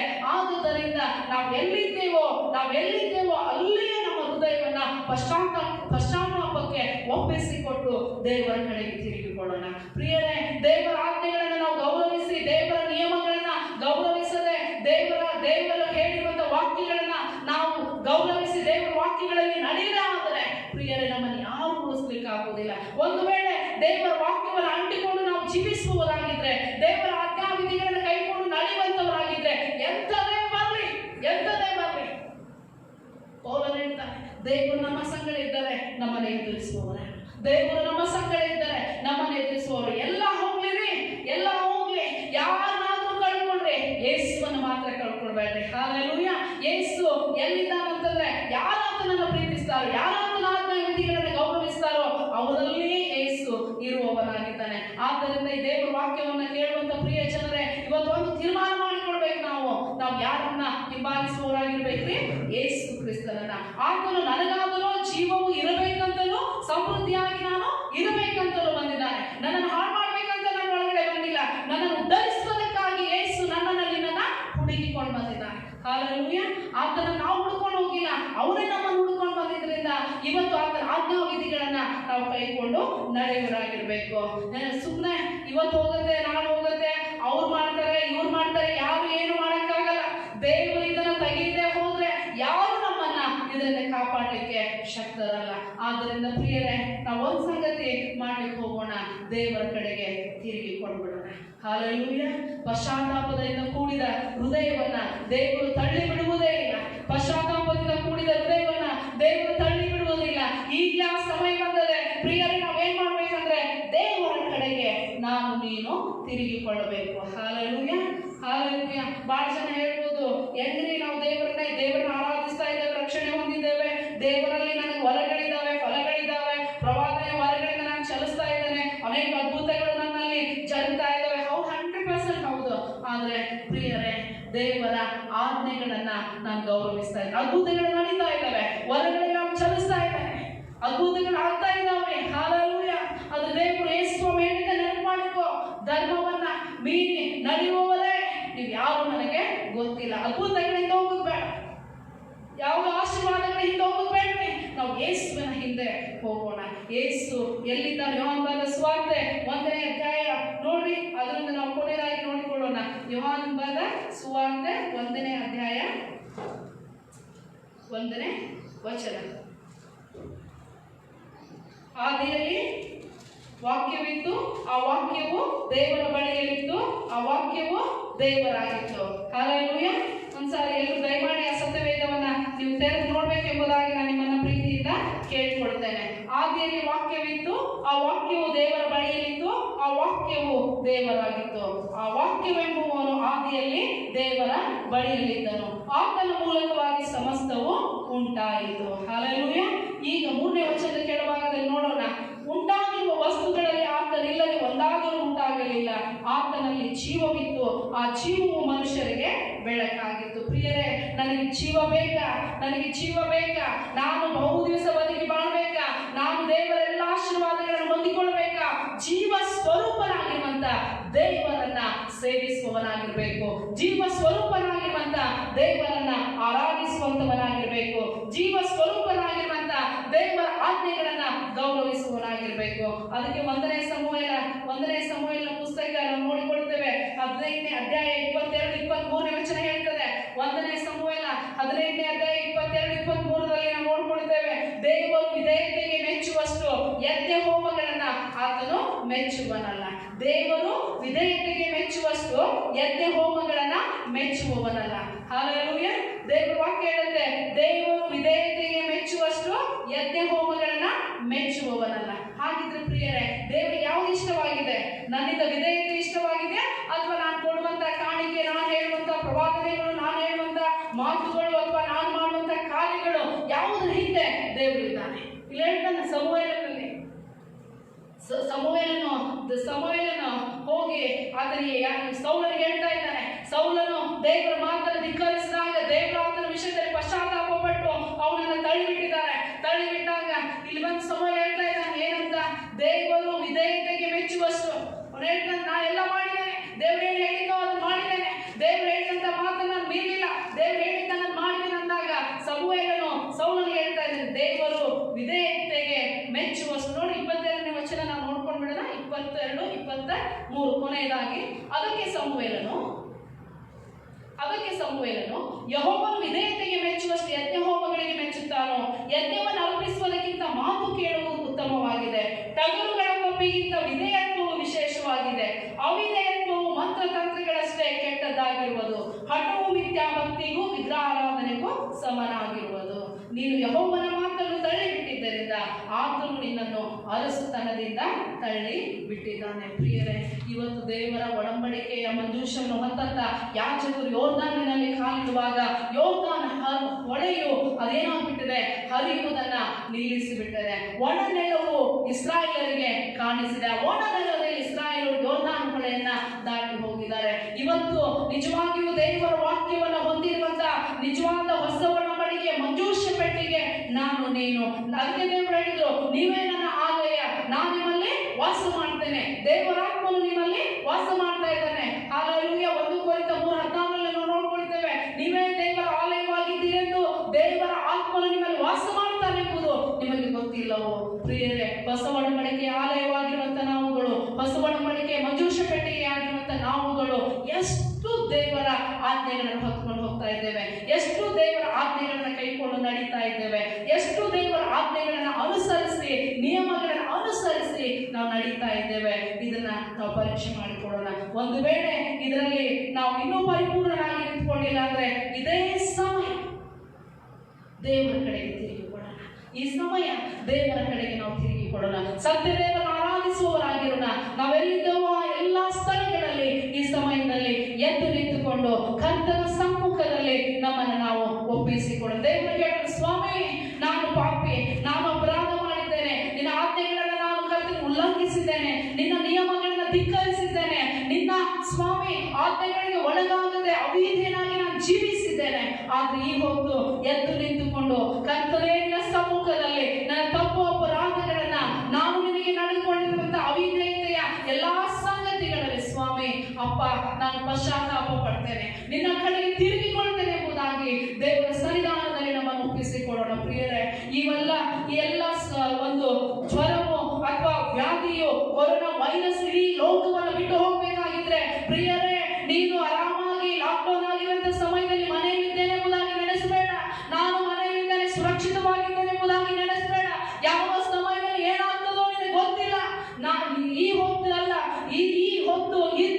ಅಂತ್ಯದವರೆಗೂ ನನ್ನನ್ನು ನಿನ್ನನ್ನು ನಡೆಸಲು ಶಕ್ತನಾದವನು ಯೇಸು ಮಾತ್ರ. ಇವತ್ತು ಆದಿಯಲ್ಲೇ ಅಂತ್ಯವನ್ನು ಬಲ್ಲಂತ ದೇವರ ಬಳಿಯಲ್ಲಿ ನಮ್ಮನ್ನು ನಾವು ತಗ್ಗಿಸಿಕೊಳ್ಳೋಣ. ಪ್ರಿಯರೇ, ನಾವು ಎಲ್ಲಿದ್ದೇವೋ ಅಲ್ಲಿಯೇ ದೇವರಿಗೆ ಹೇಳೋಣ, ಕರ್ತನೇ ನಾವು ನಿನ್ನ ಕಡೆಗೆ ತಿರುಗಿಕೊಳ್ತೇವೆ. ಕರ್ತನೇ ನಾವು ನಿನ್ನ ಕಡೆಗೆ ತಿರುಗಿಕೊಳ್ತೇವೆ. ನಿನ್ನ ವಾಕ್ಯವನ್ನು ಗೌರವಿಸ್ತೇವೆ. ನಿನ್ನ ಆಜ್ಞಾವಿಧಿಗಳನ್ನು ಕೈಕೊಂಡು ನಡೆಯುತ್ತೇವೆ ಸ್ವಾಮಿ. ಅಪ್ಪ, ನೀನು ಹೇಳಿರುವಂತ ವಾಕ್ಯಕ್ಕೆ ಅನುಸಾರವಾಗಿ ಕರ್ತನೇ ವಾಕ್ಯದಲ್ಲಿ ನೆಲೆಯಾಗಿ ಸ್ವಾಮಿ ನಿಂತುಕೊಳ್ಳುತ್ತೇವೆ. ಆದುದರಿಂದ ಕರ್ತನೇ, ಎಲ್ಲಾ ಕೇಡಿನಿಂದ, ಎಲ್ಲಾ ತರದ ರೋಗಗಳಿಂದ, ಎಲ್ಲಾ ತರದ ಬೇನೆಗಳಿಂದ, ಎಲ್ಲಾ ರೀತಿಯಾದಂತಹ ಮರಣದಿಂದ ಸ್ವಾಮಿ ನಿನ್ನ ಮಕ್ಕಳಾದ ನಮ್ಮೆಲ್ಲರನ್ನ ಕರುಣಿಸು, ಬಿಡಿಸು ದೇವರೇ ಸ್ವಾಮಿ. ಎಲ್ಲಾ ಕೇಡಿನಿಂದ ನಮ್ಮನ್ನು ತಪ್ಪಿಸು ದೇವರೇ. ನಿನ್ನ ದಯೆಗೆ ಸ್ವಾಮಿ ನಾವು ಪಾತ್ರರಾಗುವಂತೆ ನಮಗೆ ಸಹಾಯ ಮಾಡು ಎಂಬುದಾಗಿ ನಾವು ಕೇಳಿಕೊಳ್ಳೋಣ. ಅದೇ ರೀತಿಯಾಗಿ ಇಡೀ ಲೋಕಕ್ಕಾಗಿ, ಭಾರತ ದೇಶಕ್ಕೆ, ಕರ್ನಾಟಕ ರಾಜ್ಯಕ್ಕೆ ನಾವು ಪ್ರಾರ್ಥನೆ ಮಾಡಿಕೊಳ್ಳೋಣ. ನಮ್ಮ ದೇಶದ ಎಲ್ಲಾ ರಾಜ್ಯಗಳಿಗಾಗಿ ಪ್ರಾರ್ಥನೆ ಮಾಡೋಣ. ಎಲ್ಲಾ ಜನರಿಗಾಗಿ ನಾವು ಪ್ರಾರ್ಥನೆ ಮಾಡೋಣ. ಪ್ರಿಯರೇ, ಎಲ್ಲಿ ವಿಧೇಯತೆಯೋ ಅಲ್ಲಿಯೇ ದೇವರ ಆಶೀರ್ವಾದ, ಎಲ್ಲಿ ವಿಧೇಯತೆಯೋ ಅಲ್ಲಿಯೇ ದೇವರ ಜೀವ, ಎಲ್ಲಿ ವಿಧೇಯತೆಯೋ ಅಲ್ಲಿಯೇ ದೇವರ ದೈವರ್ಷ ನಮಗೆ ಬರುವಂತದ್ದಾಗಿದೆ. ಆದುದರಿಂದ ಈ ಸಮಯದಲ್ಲಿ ನಾವು ದೇವರನ್ನು ಕೇಳಿಕೊಳ್ಳೋಣ. ಸ್ವಾಮಿ, ನಮ್ಮನ್ನು ಕರುಣಿಸು. ಇಡೀ ಲೋಕಕ್ಕಾಗಿ ದೇವರೇ, ಇಡೀ ಲೋಕದ ಜನರಿಗಾಗಿ, ಅಪ್ಪ ಸ್ವಾಮಿ, ಭಾರತ ದೇಶಕ್ಕಾಗಿ, ಕರ್ನಾಟಕ ರಾಜ್ಯಕ್ಕಾಗಿ, ನಮ್ಮ ದೇಶದ ಎಲ್ಲಾ ರಾಜ್ಯಗಳಿಗಾಗಿ, ಎಲ್ಲಾ ಜನರಿಗಾಗಿ ನಾವು ಪ್ರಾರ್ಥಿಸ್ತೇವೆ ಸ್ವಾಮಿ. ಅಪ್ಪ, ನಾವು ನಿಜವಾದಂತ ಸೃಷ್ಟಿಕರ್ತನನ್ನ ಬಿಟ್ಟು ದೇವರ ಆಜ್ಞೆಗಳನ್ನ ಗೌರವಿಸಿದೆ, ಆತನ ನಿಯಮಗಳನ್ನು ಉಲ್ಲಂಘಿಸುವುದರಿಂದ, ಆತನ ಆಜ್ಞಾವಿಧಿಗಳನ್ನು ಕೈಕೊಂಡು ಕರ್ತನೇ ನಾವು ನಡೆಯದೇ ಇರುವುದರಿಂದ ಇವತ್ತು ಇಡೀ ಲೋಕ ಈ ವಿಪತ್ತಿಗೆ ಒಳಗಾಗಿದೆ. ಅಪ್ಪ, ಮರಣಕ್ಕೆ ಒಳಗಾಗಿದೆ, ರೋಗಕ್ಕೆ, ವ್ಯಾಧಿಗೆ ಸ್ವಾಮಿ. ಕರ್ತನೆ, ಕೊರೋನಾ ವೈರಸ್ ನಂತ ಮಹಾ ವ್ಯಾಧಿಗೆ ಸ್ವಾಮಿ, ಅಂಟು ರೋಗಕ್ಕೆ ಕರ್ತನೆ ಸ್ವಾಮಿ ಜಗತ್ತು ಗುರಿಯಾಗಿದೆ. ಆದರೆ ದೇವ ಮಕ್ಕಳಾದಂತ ನಾವುಗಳು ದೇವರೇ ಸ್ವಾಮಿ ನಿನ್ನ ಸಮ್ಮುಖದಲ್ಲಿ ಪ್ರಾರ್ಥನೆ ಮಾಡ್ತೇವೆ ಸ್ವಾಮಿ. ಕರ್ತನೆ, ನಿನ್ನ ಕಡೆಗೆ ನಾವು ತಿರುಗಿ ಕೊಡ್ತೇವೆ, ನಮಗೆ ಸಹಾಯ ಮಾಡಿ. ಓ ರಿಮಲ ಮನ ಶಂಕರ ಶುಡಾರಿ ಬಾಬಾ ಬಾಬಾ ಶಾಲೋಂಗನ ಶಾಲರಾರಿರ ಶಬದ ಬಲ ಬಲ ಬರಿ ಬಲ ಬಲ ಬರಿ ಬಲ ಬರಿ ಬಲ ಬಲ ಬ ಶಾಲೋಂಗನ ಶಬಾ ಬಾಬಾ ಬಾಬಾ ಶಾಲೋಮನ ಓರಿ ಬಲ ಬರಿ ಬರಿ ಬಾಬಾ ಬಾಬಾ ಬಾಬಾ ಶಬರಿ ಬಲ ಬಾಬಾ ಮಾಮ ಶಾಲೋಂಗನ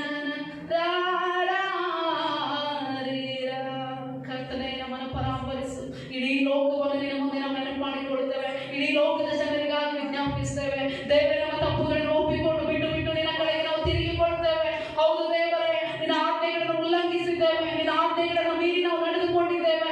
ನಮ್ಮ ಅವಿಧೇಯತೆಯಿಂದಲೇ ಸ್ವಾಮಿ ಇವತ್ತು ಇಂಥ ಸಂಕಷ್ಟಕ್ಕೆ ನಾವು ಗುರಿಯಾಗಿದ್ದೇವೆ.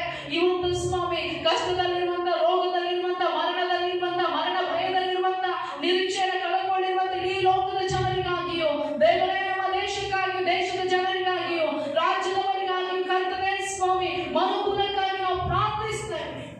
ಅಪ್ಪ, ನೀ ನಮ್ಮ ಮೇಲೆ ದಯವಿಟ್ಟು ಸ್ವಾಮಿ, ನಿನ್ನ ದಯೆಯಿಂದ ನಮ್ಮನ್ನ ಸ್ವಾಮಿ ಪರಾಮರಿಸು ಕರ್ತನೆ.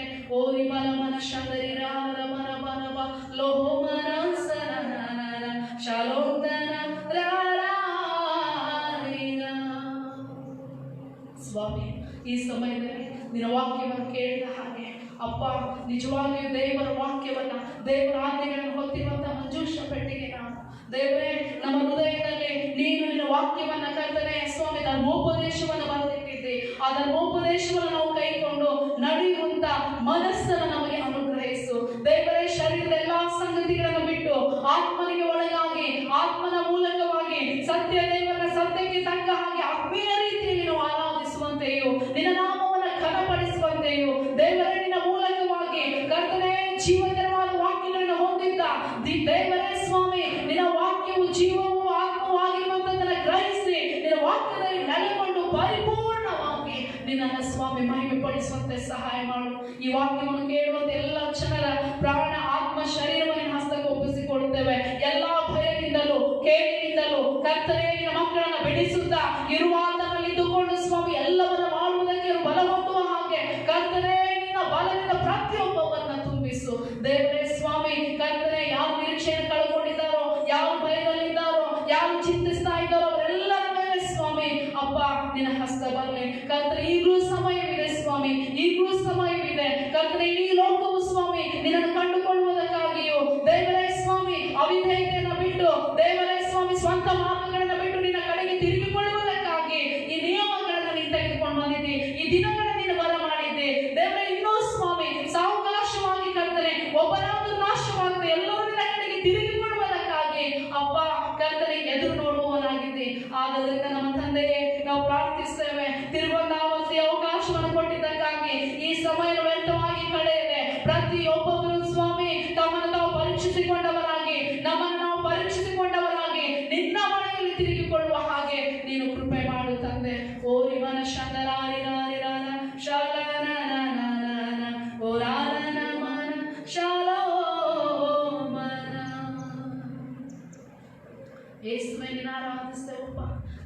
ಪ್ರಾರ್ಥಿಸ್ತೇವೆ. ನಿನ್ನ ದಯೆಯಿಂದ ನಿನ್ನ ಮಕ್ಕಳನ್ನ ಪರಾಮರಿಸು ದೇವರೇ. ಸ್ವಾಮಿ, ತಿಳಿದೋ ತಿಳಿಯದೆ ನಾವು ಮಾಡಿರುವಂತ ಎಲ್ಲ ತಪ್ಪು ಅಪರಾಧಗಳನ್ನು ಮನ್ನಿಸಿ ನಿನ್ನ ಪರಿಶುದ್ಧ ರಕ್ತದ ಮೂಲಕ ಇನ್ನೊಂದಾವತಿ ಕರ್ತನೆ ನಿನ್ನ ಕೃಪೆ ಎಲ್ಲ ಜನರ ಮೇಲೆ, ಇಡೀ ಲೋಕದ ಮೇಲೆ ನೀನು ಸುರಿಸು ದೇವರೇ. ಲೋಕಕ್ಕೆ ಮಹಾಮಾರಿಯಾಗಿರುವಂತ ಈ ರೋಗದಿಂದ ಸ್ವಾಮಿ ಎಲ್ಲಾ ಜನರಿಗೆ ನೀನು ಬಿಡುಗಡೆಯನ್ನು ಕೊಡು ಸ್ವಾಮಿ. ಇನ್ನೊಂದಾವತಿ ಪ್ರತಿಯೊಬ್ಬೊಬ್ಬರು ಸ್ವಾಮಿ ಅಪ್ಪ ತಮ್ಮ ತಪ್ಪುಗಳನ್ನು ತಿದ್ದುಕೊಂಡು ಕರ್ತನೆ ನಿನ್ನನ್ನು ಕಂಡುಕೊಳ್ಳುವುದಕ್ಕೆ ಬೇಕಾಗಿರುವಂತ ಇನ್ನೊಂದು ಅವಕಾಶವನ್ನು ಕೊಟ್ಟು ದೇವರೇ ಪ್ರತಿಯೊಬ್ಬರನ್ನು ಪರಾಮರಿಸಿ ನಡೆಸಬೇಕೆಂಬುದಾಗಿ ನಾವು ಪ್ರಾರ್ಥಿಸ್ತೇವೆ ಈ ಸಮಯದಲ್ಲಿ. ದೇವರೇ ಅಪ್ಪ, ನಿನ್ನ ವಾಕ್ಯವನ್ನು ಕೇಳಿ ಎಲ್ಲ ಜನರನ್ನ ಪರಾಮರಿಸು, ನಿನ್ನ ಕೃಪೆಯಿಂದ ನಡೆಸು, ಪ್ರತಿಯೊಬ್ಬೊಬ್ಬರೊಟ್ಟಿಗೆ ಮಾತನಾಡು ಕರ್ತನೇ ಸ್ವಾಮಿ. ನೆಟ್ಟನೆಯ ಮಾರ್ಗದಲ್ಲಿ ಪ್ರತಿಯೊಬ್ಬೊಬ್ಬರನ್ನು ನಡೆಸು, ವೈದ್ಯರೆಲ್ಲಾ ಕೇಳಿಂದ ಬಿಡಿಸಿ ನಿನ್ನ ರಕ್ತದ ಕೋಟೆಯಲ್ಲಿ ನಿನ್ನ ಮಕ್ಕಳನ್ನು ಮರೆಮಾಚಿಕೊಳ್ಬೇಕೆಂಬುದಾಗಿ ನಾವು ಪ್ರಾರ್ಥಿಸ್ತೇವೆ ನಮ್ಮ ತಂದೆಯೇ. ಆಮೆನ್. ದೇವರು ನಿಮ್ಮನ್ನು ಆಶೀರ್ವದಿಸಲಿ. ಈ ದೇವರ ವಾಕ್ಯವನ್ನು ಕೇಳಿದಂತೆ ಎಲ್ಲ ದೇವಜನರೇ ಸತತವಾಗಿ ದೇವರ ವಾಕ್ಯದಲ್ಲಿ ನೀವು ನಿರತರಾಗಿರಿ. ಒಂದು ವೇಳೆ ನಿಮಗೇನಾದರೂ ಅವಶ್ಯಕತೆ ಇದ್ದಲ್ಲಿ ನಮ್ಮನ್ನು ದಯಮಾಡಿ ಸಂಪರ್ಕ ಮಾಡಿ. ಈಗ ನಾವು ನಮ್ಮ ಕಾಣಿಕೆಗಳನ್ನು ಕರ್ತನಿಗೆ ಸಮರ್ಪಣೆ ಮಾಡಿ ಕರ್ತನು ಕಲಿಸಿಕೊಟ್ಟಂಥ ಪ್ರಾರ್ಥನೆಯನ್ನು ಹೇಳಿ ಆತನನ್ನು ಕೊಂಡಾಡೋಣ. ಮತ್ತು ಅಷ್ಟೇ ಅಲ್ಲದೆ ಅತ್ಯಾಶೀರ್ವಾದವನ್ನು ನಾವು ಹೊಂದಿಕೊಳ್ಳಿಕ್ಕೆ ಹೋಗೋಣ. ದೇವರು ನಿಮ್ಮನ್ನು ಆಶೀರ್ವದಿಸಲಿ. ಎಲ್ಲ ನಿನ್ನಯ ಕೃಪೆಯಲ್ಲವೇ ಬೇರೆ ಇಲ್ಲ ಓ యేసయ్య. ನಾ ಜೀವಿಸುತ್ತಿರುವುದು ನಿನ್ನ ಕೃಪೆಯಲ್ಲವೇ ಬೇರೆ ಇಲ್ಲ ಓ యేసయ్య. ಎಲ್ಲ ನಿನ್ನಯ